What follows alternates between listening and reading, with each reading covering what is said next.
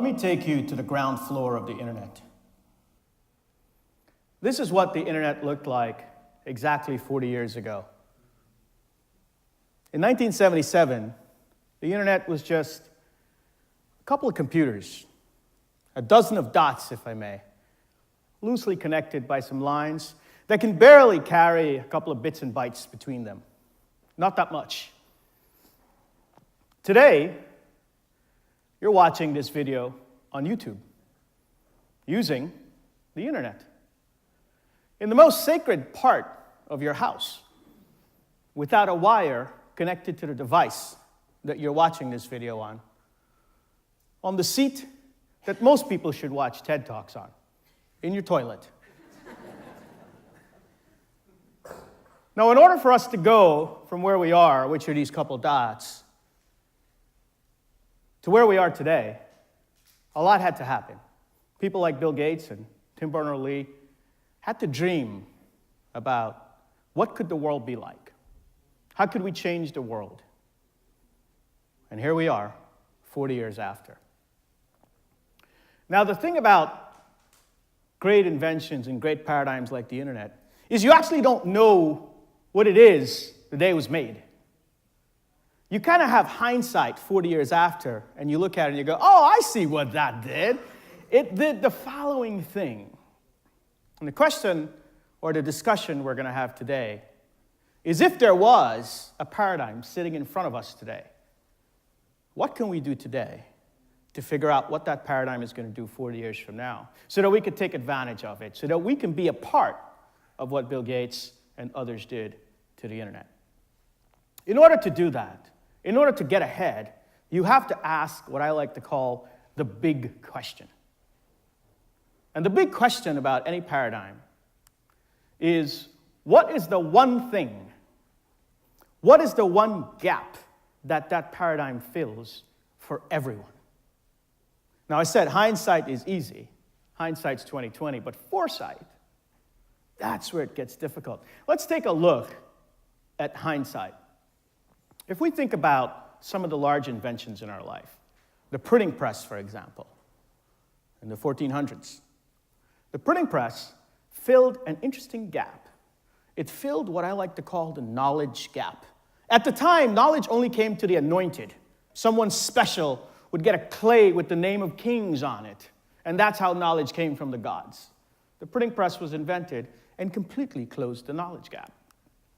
If we take a look at something like the engine, that invention, what gap did it fill? Well, it filled a power gap.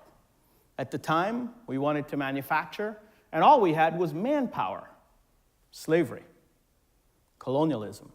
The engine helped get rid of all of that. And then our favorite invention, the internet. Starting 40 years ago, you looked at it, you'd go, I'm not sure what it does.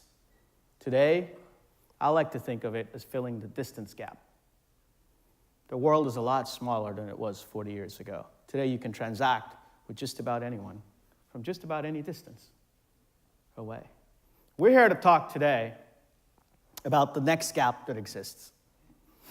There's a gap that is building in our society, and there's an invention, as you would imagine, that fills that gap. That invention is called blockchain. Now, this is an oversimplified version of a blockchain conversation. For all those blockchain experts, the 16 of us that exist in the world, save all the details for the comments. We're going to have an oversimplified conversation. We're at the ground floor of blockchain, and what I want to talk about is what is the gap that it fills so that we can look forward and see what the world could look like and take advantage of it. Blockchain changes something that is very fundamental to us. It's at the core of who we are, and each of us do it hundreds of times a day. What blockchain is going to change, it's just going to change the way we trust. Not just how we trust each other, but more specifically, how we trust in business. Now you might go, wow, trust in business? I trust all the businesses I operated with today. Of course I do. I trust my government, I trust my news, I trust everyone. I'm being funny here, guys. Trust is actually very, very core to business. Trust in business started very early on. from cavemen all the way through the mercantile economy to the industrial age and today in the information age. We have come to a conclusion as a species that I have to trust you in order to transact with you. Yes, ladies and gentlemen, trust is the fundamental currency of commerce. Think about if we just stopped trusting all companies or governments. Commerce would come to a bit of a halt. Now, trust itself is very delicate. It's poignant. It's close to us. It's easily breakable. And yet, somehow, we're able to trust each other and transact $100 trillion a year between the 7 billion of us on this planet. This little delicate thing called trust, somehow or the other, we're able to do it this many times per year. The fact is, we manufacture that trust in order to transact. Somehow or the other, we manufacture trust. When I exchange my hard-earned dollars with you for a good or a service, I have to trust you, and we manufacture that trust. Let's talk a little bit about the manufacturing of that trust. I'm going to use my Slim Shady voice. Anybody here knows Eminem? You know? Will the real Slim Shady please stand up? Let the oversimplification begin. Let's talk about how we manufacture trust today. In order to talk about trust so that you can really get a sense as to what I mean by blockchain is going to change the way we trust, let's imagine that we're about to buy a house. Now, we have invented this thing in society called the ledger. No, not Heath Ledger. The ledger, like bookkeeping, entries, debits, and credits. And the ledger is the fundamental way that we go about storing information about transactions today. For this house, for example, if we needed to get a record of who owns this house and what happens to it, we would store that information in a ledger that looks like this. First, the house is built, then it's constructed, and there are some changes that go with it. It had some violations here and there, but eventually we'd be able to get a record of this house before we buy it. Anyone here ever bought a house or sold a house? How long does it take to get this information? You have to go to a title company. 30% of the titles in the United States have errors in them. The problem with the ledgers that we use today, which we depend on to trust, many things, not just houses, is that someone, as easily as they can write a record on the ledger, they can delete a record from the ledger. Can you imagine buying a house and you go to the homeowner and they go, yes, of course, here's the title. I've kept all the records of the title. Please have it. Would you trust them? No, because the information can be tampered with. The ledgers that we use today to transact with, whether it's a house, a car, the rights to some piece of art, someone who owns a piece of intellectual property or a patent, are tamperable. You can tamper with them. And what makes it worse is not only are they tamperable as in you can remove a record, you could also add a record or edit a record. As you can see here, that chimney violation that happens to this house somehow magically is now a new chimney. I bet you'll be paying a price you don't want to pay for that house. So we have this capability called a ledger. We use it, it's tamperable, and we could trust a little bit, but we're sort of in this state of commerce where we have to trust but verify. Anybody knows who said trust but verify? All right, good. We'll add it to the comment section as well. Okay? The truth is, today, as a civilization, when we start companies or we start transactions, we start with an automatic assumption that the counterparty cannot be trusted. When we start companies or we start transactions today, we start with the automatic assumption that the counterparty cannot be trusted. It almost feels normal to us. Kind of feels like, oh yeah, I mean, why would we not do that? What does it have to be that way? It's just something that we've become accustomed to. And the way we've gone about it is we establish these things called intermediaries. It's a fancy word for middlemen and middlewomen. Intermediaries. These are entities that are responsible for keeping a centralized copy of the ledgers in all of commerce, and they facilitate the brokering of the relationship between those who are looking to trust and those who are looking to be trusted. Examples of intermediaries are things like banks. The Department of Motor Vehicle, it's a great intermediary for identity. Mortgage, title companies. Credit reporting agencies. These are all intermediaries. This is just a small example of the intermediaries that we deal with today. And the reason why we deal with them is because we simply can't trust the ledgers that we have. Now, the intermediaries don't actually get us all the way there. If you think about operating in zero trust, which commerce would come to a stalling halt, and abundant trust, the intermediaries kind of get us to a point where we can manufacture some and the rest of it comes from the gut. The fact is, commerce and the state that it is in today, we sort of exist in this trust gap. Now, I should remind you that the oversimplification is still happening. Let's talk a little bit about blockchain to get a sense as to what blockchain is and what it does. As you would imagine, blockchain has a ledger as well.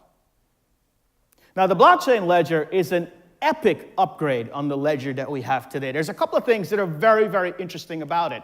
The first thing that's interesting about the blockchain ledger is every record that's written on a blockchain ledger has a unique key that goes with it. Now, you don't need to get into the details of cryptography or hash keys, etc. Just trust me when I tell you that there's a really, really awesome, unhackable key that's in every record on a blockchain ledger. The other thing that happens to blockchain is that every record is written and stamped by the trusted party that wrote that record.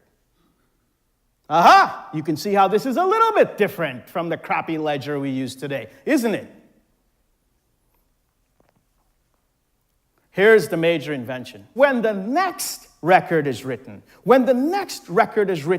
everything from the first record, including the key, and the contents of the second record is put into that formula, and out comes a key for the second record.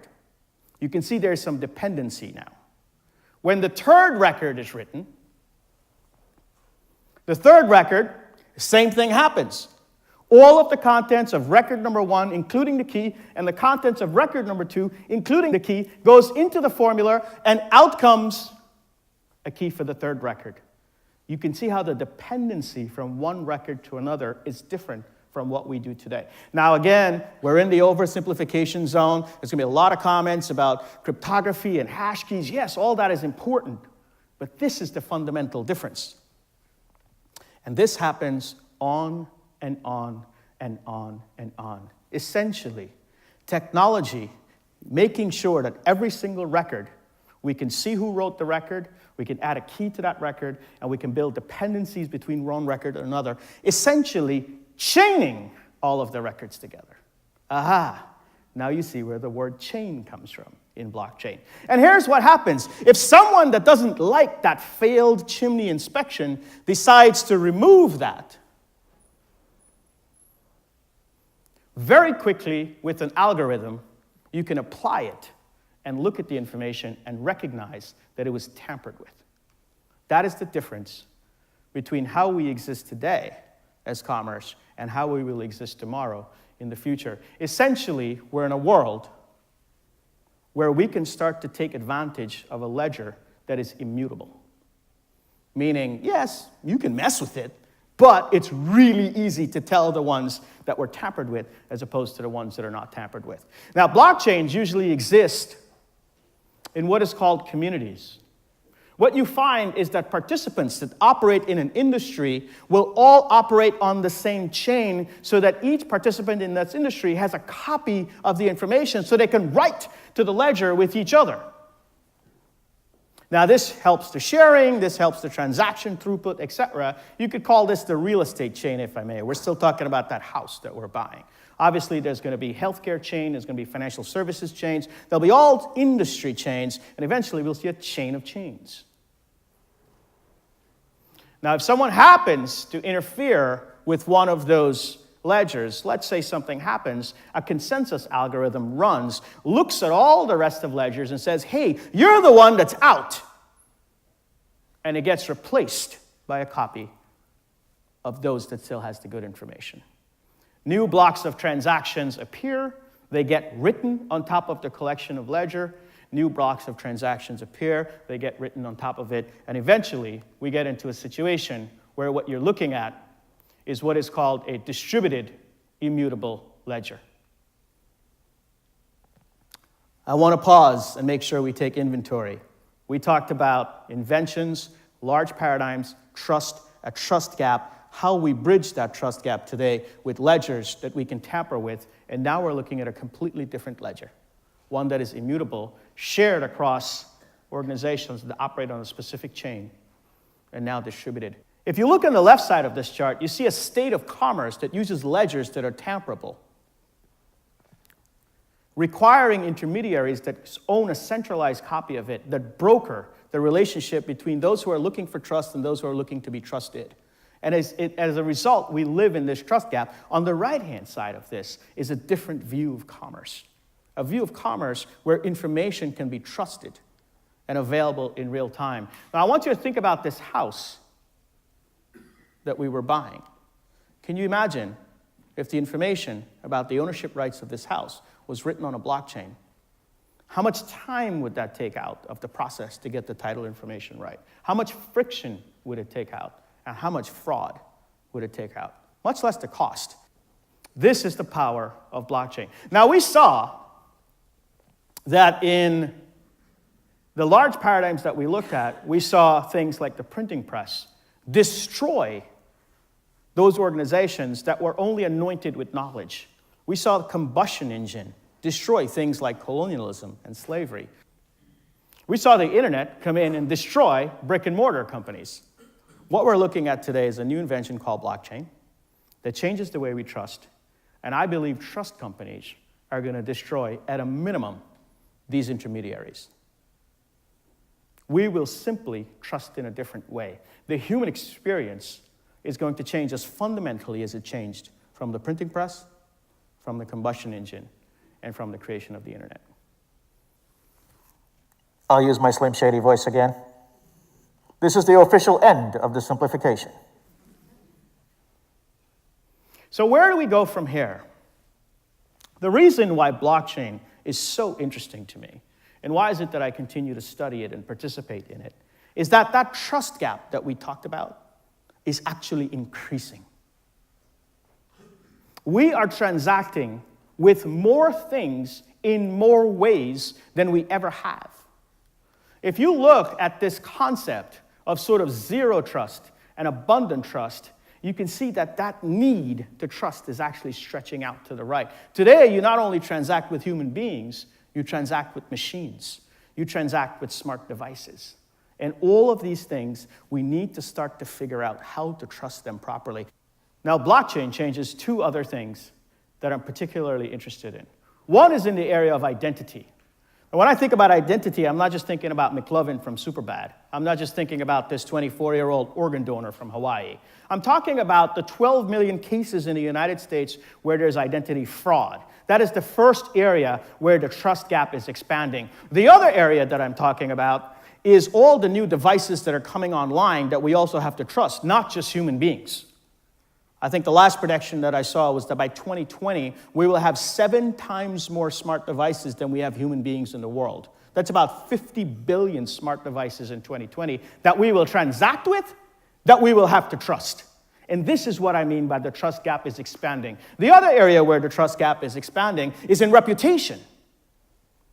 When you talk about reputation, I'm not just talking about that phantom Yelp reviewer that you see that writes a restaurant about how there was 5 shrimp in the meal as opposed to 6 that was supposed to be there. I'm not just talking about those people. I'm talking about the 250,000 rides a day that's happening between Uber and Lyft. I'm talking about the 100,000 transactions on Etsy. I'm talking about the 150,000 rooms that are rented per night on Airbnb. These are all reputational opportunities that we continue to manufacture trust with our gut, putting ourselves at risk. This is what I mean by the trust gap is expanding. To the extent that when I think about blockchain, I don't only think about blockchain replacing intermediaries, I think about blockchain creating trust companies that will replace just about every company in the world. If there's one thing that you remember from this talk, just remember that I love tangerines. Now, I love tangerines, but I happen to have an allergic reaction to the chemicals that are put in non-organic tangerines. So every time I go buy tangerines from the store, or my wife buys them for me, we have to look for this little logo that says organic, USDA certified. I don't know whether that tangerine company just got the logo off the internet by using Google search and printed it on the package or not. I have no idea whether the tangerines are organic or not. I just have to trust that they are. There's about 50 agencies in the United States that are certified to give you the permission to put the stamp on the package that you have organic tangerines. Now, I want you to just imagine the day when a tangerine company comes out and puts a QR code on the package, and I can scan that with my phone, and it opens up an app on my phone that shows me all of the transactions that happened in that tangerine farm, including all the chemicals that were applied to it, and it's running on a blockchain so that I know that I can trust it. Aha! Which tangerine would you buy? I can see it already. 20 years from now, I'll be remembered as the guy that said, aha! Which tangerine will you buy? Obviously, a tangerine company running on blockchain would cannibalize any other tangerine company that's just claiming to be organic. That is the power of the distributed ledger. That is the power of having information that you know that someone did not tamper with, that you can actually trust without having to have an intermediary. The way I look at blockchain is that every company in the world today, not just the intermediaries, are at risk of having competition from a blockchain version of themselves. Ladies and gentlemen, we're at the ground floor of a new paradigm in humanity that will change the human experience called blockchain.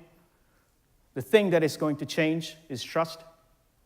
It has been my absolute pleasure. Thank you very much.